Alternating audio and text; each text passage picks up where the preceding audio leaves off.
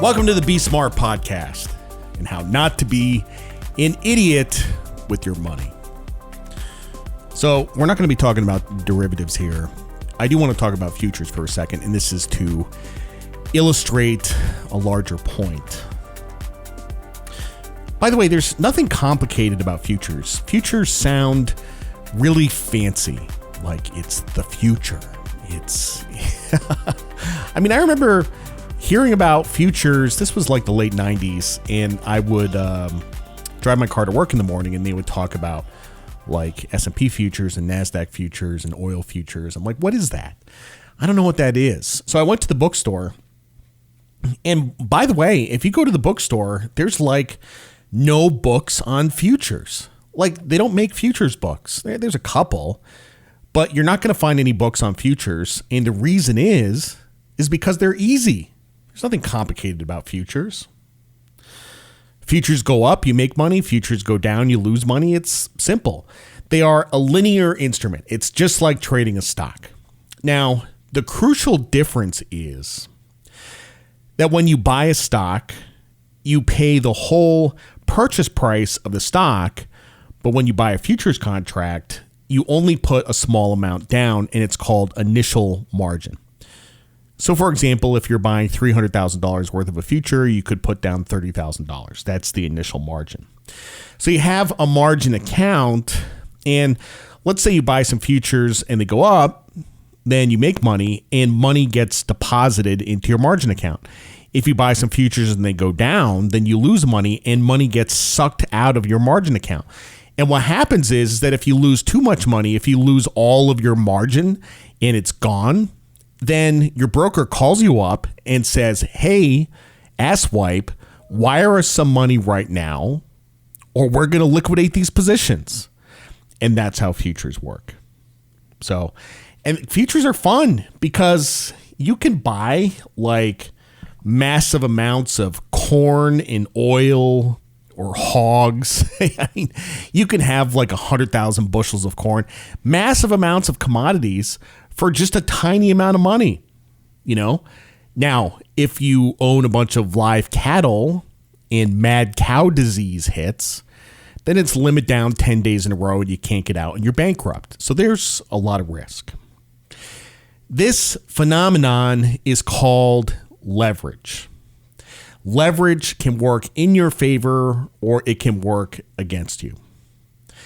Now, the most common example of leverage that we find is when you buy a house, okay? Buying a house is very much like futures. Why? Because you put 20% down and you borrow the rest. So let's go through an example here. Let's say you're going to buy a $500,000 house. So you put 20% down, which is $100,000. Then you get a mortgage for $400,000. Okay, fast forward 1 year, and the price of the house, the value of the house goes up by $100,000. So now you have a $600,000 house. You still owe $400,000 on the house, but now you have $200,000 in equity. And you put down $100,000 and you made $100,000. So you made 100%. You have 100% return on your money, even though the value of the house only went up by 20%. That's leverage. Leverage magnifies your returns. But it can also magnify your returns the other direction. If you buy a $500,000 house, you put 20% down and it goes down 20%, it goes to $400,000. Your equity is wiped out. You've lost 100%, even though the value of the house only went down 20%. So this is why I say that when you buy a house, you should be shitting your pants. You should be very nervous. You should have sweaty armpits. You're in the attorney's office. You're signing all the paperwork. If your hands are not shaking, then it's because you don't fully grasp the risk of the situation. What you're doing when you buy a house, you're doing the riskiest thing that you're going to do in your financial life. And you're like, wait a minute, Dillian, people buy houses all the time and it works out fine. And that's true. 99% of the time it works out fine. 13 years ago, it didn't work out fine. Okay. Financial crisis was 13 years ago. the value of all houses in the United States went down by about 30%, and you had millions of people that were underwater on their mortgages. 13 years ago, that's kind of a long time ago, but people have already forgotten because they're out there buying these expensive houses. Now, things are different now because we put in a lot of regulations in place to make sure that people put 20% down. There's none of these liar loans and second liens and all that stuff. You know why we do that? It's about something called LTV. And in the mortgage industry, LTV stands for loan to value. And it's how big your loan is relative to the size of the house. LTV is the number one predictor of default. If someone doesn't have any equity in the house, if you have 0% equity, if you have a $300,000 house and a $300,000 mortgage, you have no skin in the game. You can walk away. You have nothing to lose. If you have 50% equity, you're not going to walk away from that investment. Okay? I personally dislike leverage. And I also believe that people should be required to put more than 20% down.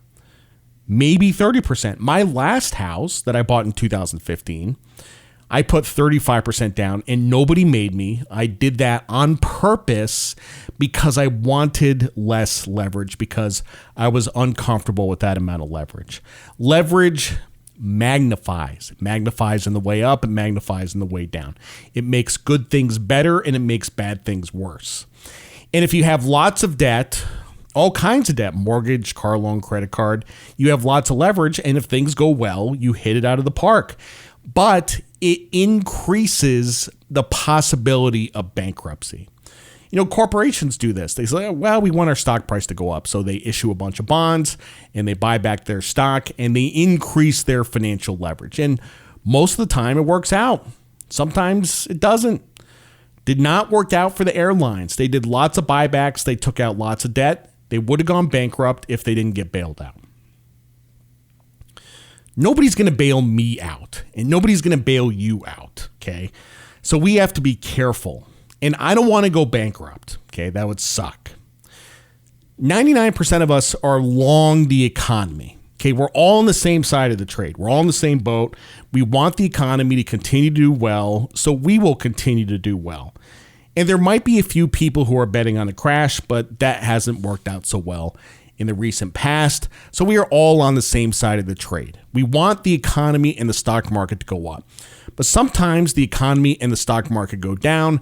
And if you're operating with a lot of leverage, you could get wiped out and you could get a margin call that you won't be able to meet, and then you're bankrupt. So the goal here is to avoid the zero and stress.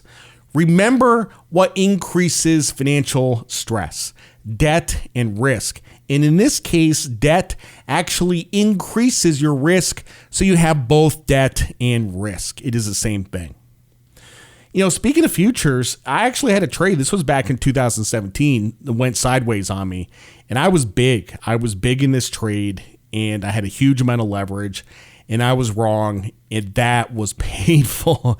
That was one of the 2 times in my entire life that I was experiencing financial stress. And the other time was a financial crisis. And I will never do that again. I keep hearing this stuff about how people can trade Bitcoin with 100 times leverage. Why the fuck would you want to do that? That's nuts. It's absolutely nuts. And, you know, back years ago, we had, I don't know if you remember this, but we had FX brokerages that were offering 100 to 1 leverage on currency trades. And then the Swiss franc revalued and they all blew up. This is what leverage does. Leverage can kill. It's disaster. Disaster usually comes from when people have too much leverage and they fail to understand convexity. Now, at the moment, I have no leverage. Yes, I am very boring. I'm also very safe. And if I'm on vacation, I don't need to check my stocks every 10 minutes to make sure I didn't die. I don't have to worry about these sorts of things. But from a personal finance standpoint, you really want to take down your leverage. First of all, you shouldn't have credit card debt in the first place. Second of all, pay down your mortgage. We talked about this before.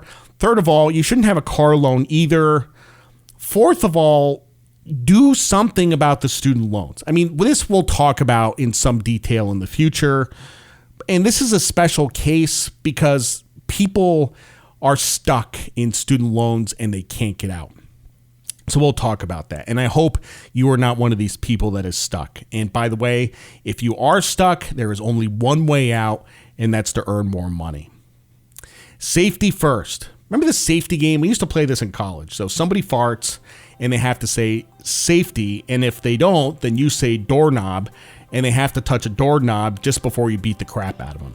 That was a big game in college. Well, this is a different kind of safety, okay? You can't fall off the floor. Manage your affairs in such a way that you will never be shitting your pants. And that is the personal finance rule of the day. Thanks for listening to the Be Smart podcast. I'm Jared Dillian. See you next time.